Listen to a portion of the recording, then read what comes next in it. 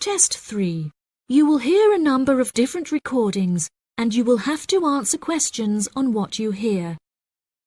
There will be time for you to read the instructions and questions, and you will have a chance to check your work. All the recordings will be played once only. The test is in 4 sections. At the end of the test, you will be given 10 minutes to transfer your answers to an answer sheet. Now turn to Section 1. Section 1. You will hear a conversation between 2 students talking about driving lessons.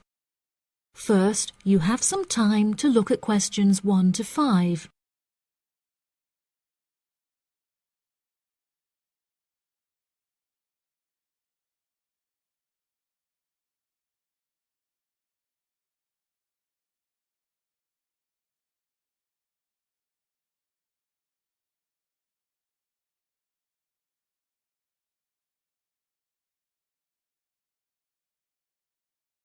You will see that there is an example that has been done for you. On this occasion only, the conversation relating to this will be played first. Hi, Zach. I heard you passed your driving test. Congratulations. Thanks, Olivia. I passed just last week. It feels great to be independent and driving on my own. I really want to take driving lessons, but I haven't been able to find a driving school that will give lessons during the weekends, so that I don't have to miss any classes at college. The woman wants to take driving lessons during the weekends, so weekends has been written in the space. Now we shall begin. You should answer the questions as you listen, because you will not hear the recording a second time. Listen carefully and answer questions 1 to 5. Hi, Zach. I heard you passed your driving test. Congratulations. Thanks, Olivia. I passed just last week. It feels great to be independent and driving on my own. I really want to take driving lessons, but I haven't been able to find a driving school that will give lessons during the weekends, so that I don't have to miss any classes at college. The driving school that I used was brilliant and really flexible with their teaching hours. It's really close to the school. The address is 67 Kings Road. That's 67 King '(S) Road. Oh, that's perfect. I don't like the idea of driving around busy streets. Did your teacher make you drive in urban areas, or did he mainly teach you on roads in the countryside? My teacher said that I had to learn on both in order to become a good and experienced driver. We would start in the city centre and then drive north above the city. He sounds like a good teacher. Would you mind giving me his contact details so I can ask him for lessons? Of course. My mother's friend Daniel Smith referred me to him. His name is Alan Sutcliffe. Could you spell the surname, please? Sutcliffe.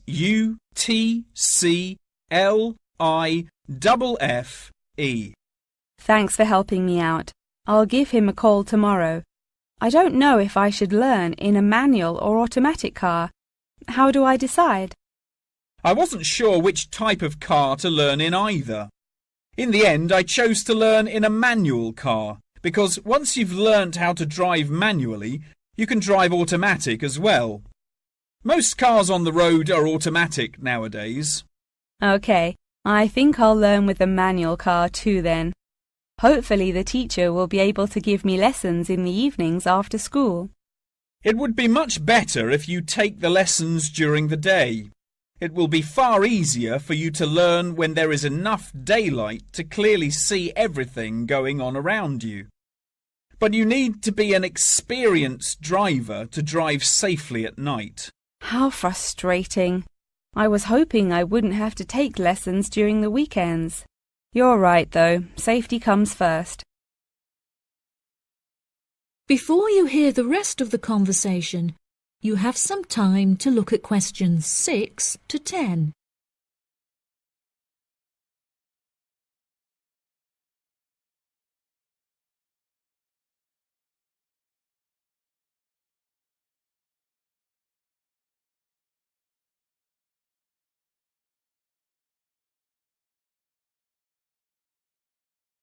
Now listen and answer questions 6 to 10.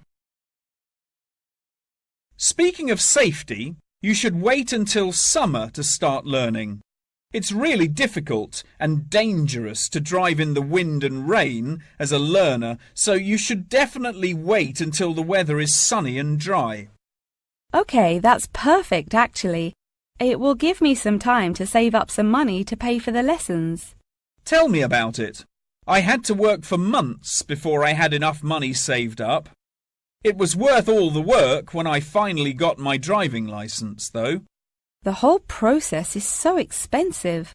How much did it cost you in the end?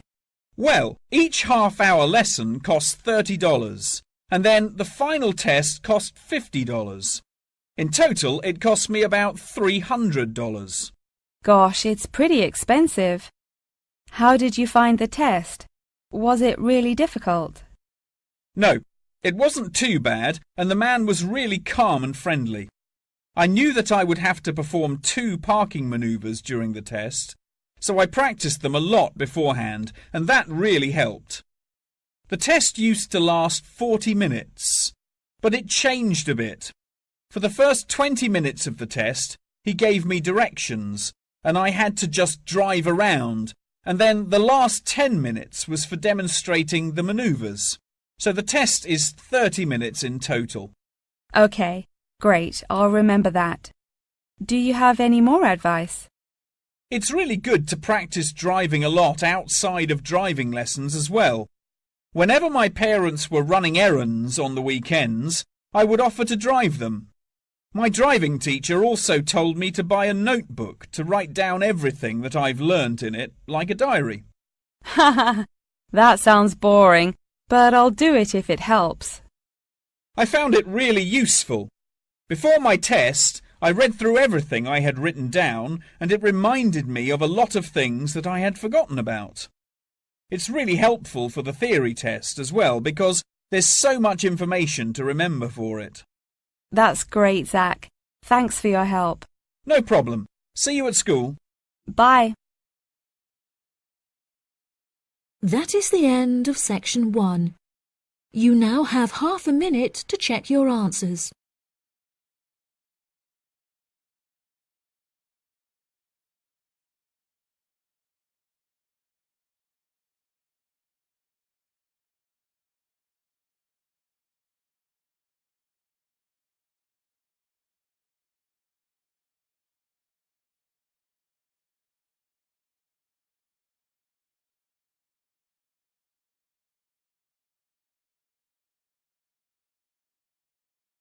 Now turn to section 2. Section 2. You will hear part of a talk about Mount Rushmore given by a tour guide. First, you have some time to look at questions 11 to 15.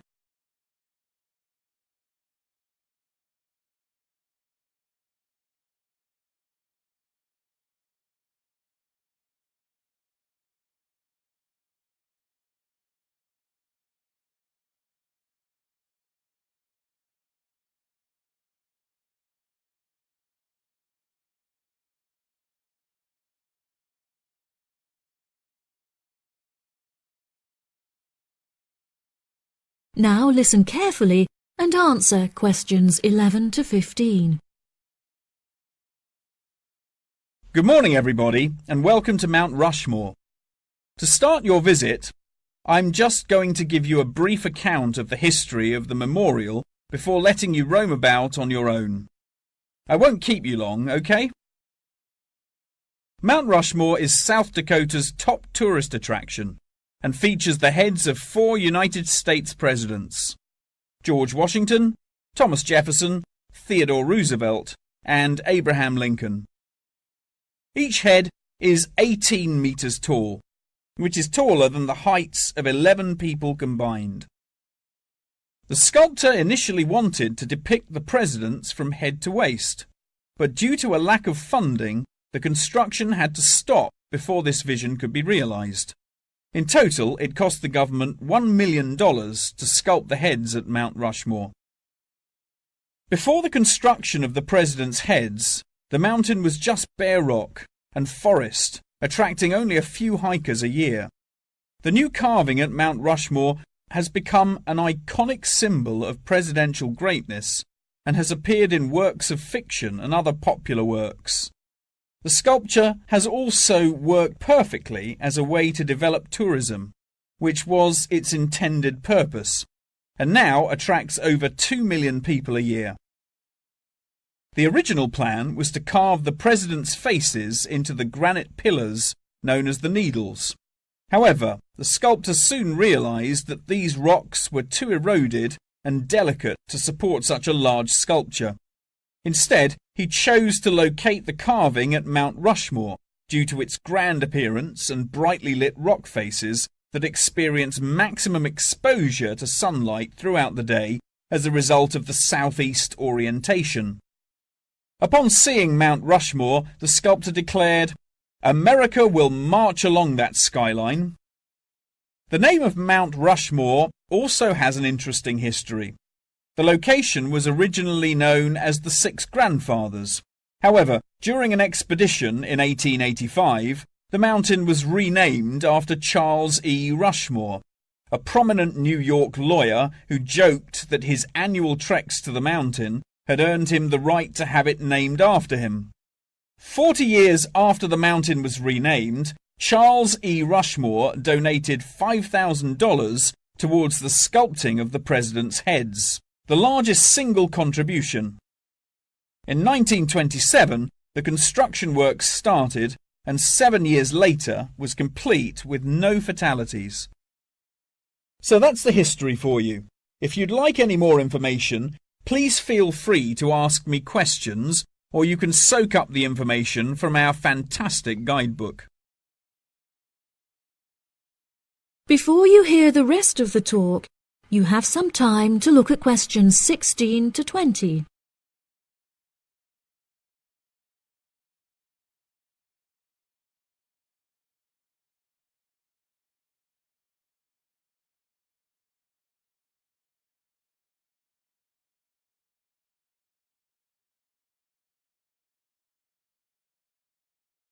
Now listen and answer questions 16 to 20. Now I'm going to give you a plan of the site, and I'd just like to point out where everything is so that you can explore everything for yourself. We're currently standing at the entrance, which is marked with the arrow on the map. If you follow the trail up to our left, you will find the information centre. There's a great photo booth there where you can have your photograph taken with Mount Rushmore in the background for a fee of only $10. What a great souvenir! In front of us is the refreshment centre, where you can help yourselves to coffee, locally grown tea, and a delicious selection of cold drinks and biscuits. Be sure to stay hydrated as it can get really hot up here. To our right, not far up the trail, is the gift shop. Here we sell copies of the guidebook, and it's also the perfect place to pick up some small souvenirs for yourself, your family and friends. Now, further up the trail, behind the gift shop, is a big stone building with a workshop. This is where all of our souvenirs are made by hand, which you can purchase in the gift shop, like I said before. Some are even carved from pieces of rock taken from Mount Rushmore itself. If you carry on walking up the trail past the workshop, you'll find our state-of-the-art visitor centre, where you can find maps of the walking trails here at Mount Rushmore. Now for the real treat. After you have walked past the visitor centre, you can follow the trail up to the left, which will take you to our wooden shelter. From here you will have the best view of Mount Rushmore that there is, an experience not be forgotten. Right, if anyone wants a guided tour, then I'm starting at the information centre. If you'd like to follow me, this way please. That is the end of section 2. You now have half a minute to check your answers.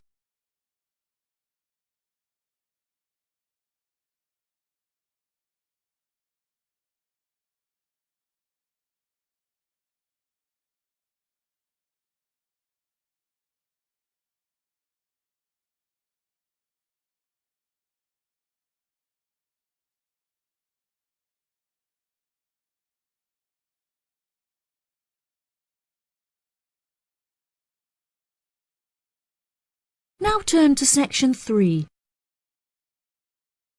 Section 3. You will hear a conversation between a professor and a student talking about taking a course. First, you have some time to look at questions 21 to 25.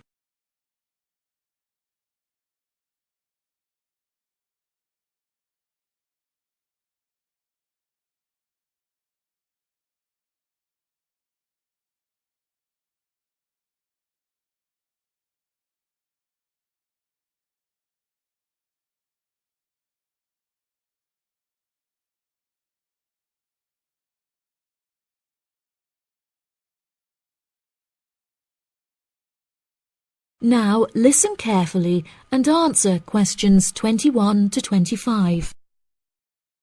Excuse me, Dr. Twain. May I speak with you for a minute? Of course, please come in. I'm Charlotte York. I'm considering taking your course in tourism. Right. Well, Charlotte, how can I help you? I have been considering studying tourism. However, it is such an important decision that I would like to seek some advice about it first. Would you mind answering some of my questions? Absolutely. Fire away.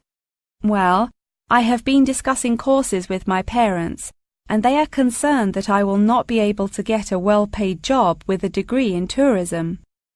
The reason that I want to study the course is that I have a great interest in the subject, and I think I would really enjoy it. I believe the only way that I will enjoy my life is if I enjoy my career. Happiness is far more important than money, don't you think? Absolutely.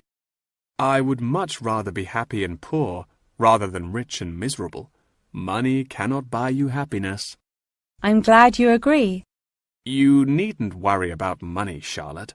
A large part of the tourism course is dedicated to teaching students how to manage finances, a skill that you can apply to your everyday life as well. I would also recommend that you take a sideline course in time management, as this can be incredibly useful in efficiently planning your workload. Efficiency is the key to success. I'll remember that. Now, I have found that some students have natural talents that really help them to succeed in the course. Communication skills, for example, can be very beneficial. Do you have any strengths? Maths was always my favourite subject at school, so I really enjoy solving mathematical problems. However, I find statistics quite difficult. I have always been very capable and self-sufficient. I have a lot of confidence in my abilities and will take the initiative in situations without needing to depend on anyone else for their help. That's a really great quality to have and will be particularly useful if you choose to study tourism. That's great. I would recommend that you spend some of your time researching the course. A lot of people who are uneducated on the subject claim that tourism is a shrinking industry and that it will become irrelevant in the future. If you study the published research, however, you will see that the truth is quite the opposite. The industry has, in fact, grown significantly as people have developed an ever-increasing interest in culture and travel. Have you compared the university course with a polytechnic? Yes, I have. I was interested in studying the course in modules. However, the university doesn't offer that option. I don't have enough funds to be able to attend an expensive university, so I was relieved to see that the course is quite affordable. I also considered attending a summer school instead of university to save money, and so that I could work during the rest of the year. But I really wanted the university experience. I think that university would suit you well. Before you hear the rest of the conversation, you have some time to look at questions 26 to 30.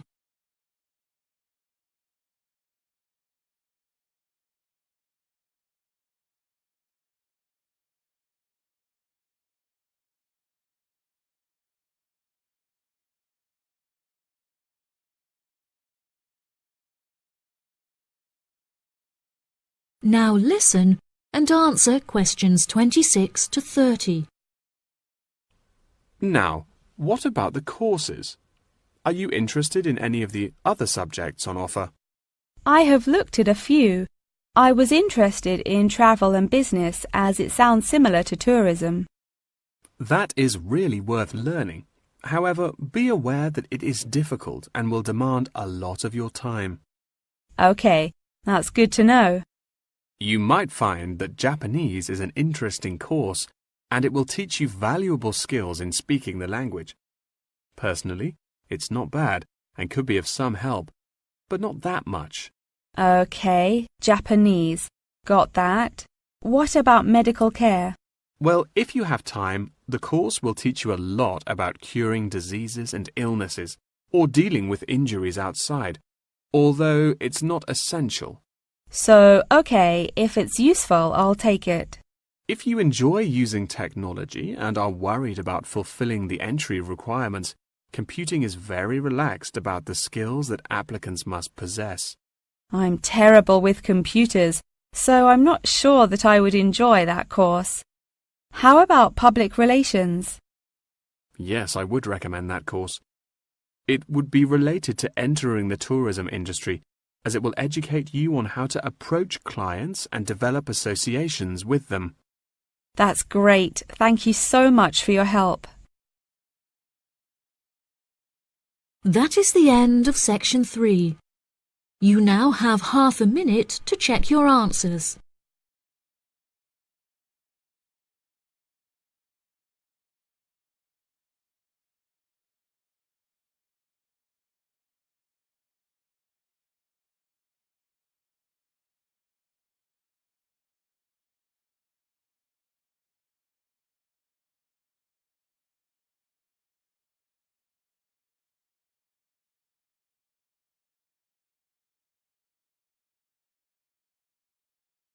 Now turn to section 4.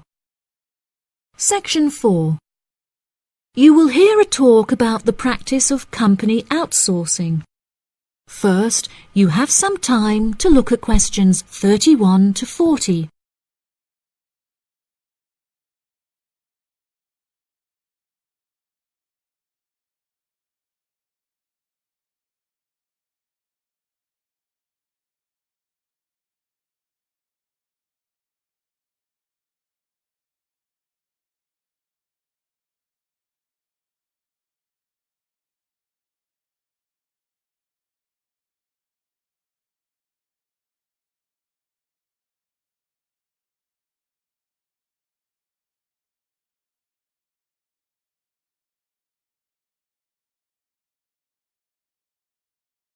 Now listen carefully and answer questions 31 to 40. Welcome, class, to your very first lecture in this series on business in the modern world, conducted by myself, Dr. Toby Bennett. Today, we will be looking into the practice of company outsourcing, using TCP technologies as a case study. Now, for those of you who are unfamiliar with this practice, I will give you a summative definition. Company outsourcing involves the contracting of various business activities by one company to another. This practice will sometimes occur from a Western company to a party based in a third world country, the rationale being to make significant financial savings on lower international labour rates and to potentially increase quality. Now, our case study for today is TCP Technologies, a party located in India that receives outsourced tasks from Western companies. The manager of TCP Technologies is a man called Manjeet Khanna, who has personally developed a series of aims and philosophies by which the company is expected to operate. He claims that the most important of these philosophies is to create a workplace where each individual member has the opportunity to contribute their opinion to the operations of the company. That is to say that he found it important to develop a democratic environment. As a means of ensuring quality from every individual at TCP Technologies, a grading system has been developed that encourages an ethos of hard work and recognizes accomplishment. This grading of individuals is based upon a series of factors such as turnover, hours worked, and efficiency. Every month, Kana publishes the grades on an internal website, where staff can access not only their own grades, but also compare it to others. A spirit of playful competitiveness has developed through this method, which has resulted in increased efficiency and turnover across the company. Kana also saw it as essential to develop a culturally diverse group of employees as a means of presenting a multifaceted image that would appeal to a host of potential employees from across the globe. This cultural openness has not only increased the quantity of incoming contracted opportunities by 7%, but has also benefited the company itself significantly. A level of transparency now exists that had not before been apparent. According to questionnaires carried out recently, these newly introduced measures have significantly increased the rate of staff satisfaction, which has subsequently led to an increase of 32% in the company's income. These figures are truly admirable and serve as a testament to the measures that Kana has introduced to the workplace at TCP Technologies. In a recent interview published by The Economist, he declared, "The figures speak for themselves. My system works."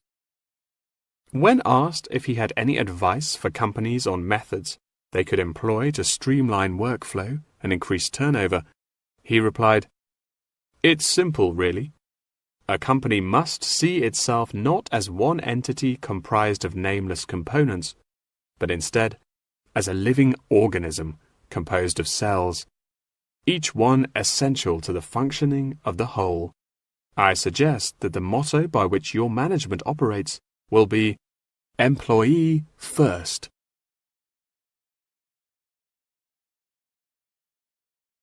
Many benefits have been reaped from the aforementioned changes in management style, such as a significant decrease in staff turnover. This improvement alone has solved many problems that had before stunted the growth of the company. A lot of these improvements came from the realization that the solution does not have to be produced internally, but can come from any other company. The grading system also immeasurably enhanced the dynamics of the company. The fact that this measuring system is solely produced for staff members and inaccessible by management means that it cannot be used as a judging criterion for promotion. It has proven itself a relaxed and informal means of stimulating workflow. When asked about specific features of his managing style, Kana mentioned that it is important for him to respond personally to any complaints filed by staff members. Having found the existing complaints process slow and ineffective, he introduced a new online system that created a direct line of communication between Kana and all employees of the company. The complaint form, dubbed by Kana as a ticket, eradicates the middleman, is easily accessible to all employees online, and has an interface that can be instinctively navigated. Any staff-related complaint, such as those relating to air conditioning and food quality, can be submitted directly to Kana via this online system. Entitlement to vacation is also a popular issue discussed through this forum. The main benefit of using this system is that staff must include their personal details on the ticket before they are able to submit it. In the past, anonymous complaints had been the root of much confusion and caused many wasted work hours, so the new system has put a ban on this form of complaint. That wraps up the lecture for today. Please remember that attendance is mandatory. That is the end of section 4. You now have half a minute to check your answers.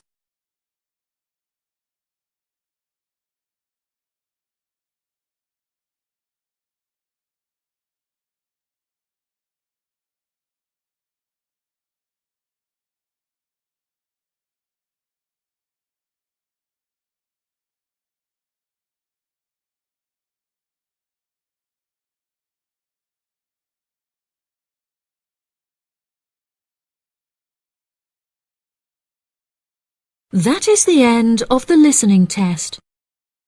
In the IELTS test, you will now have 10 minutes to transfer your answers to the answer sheet.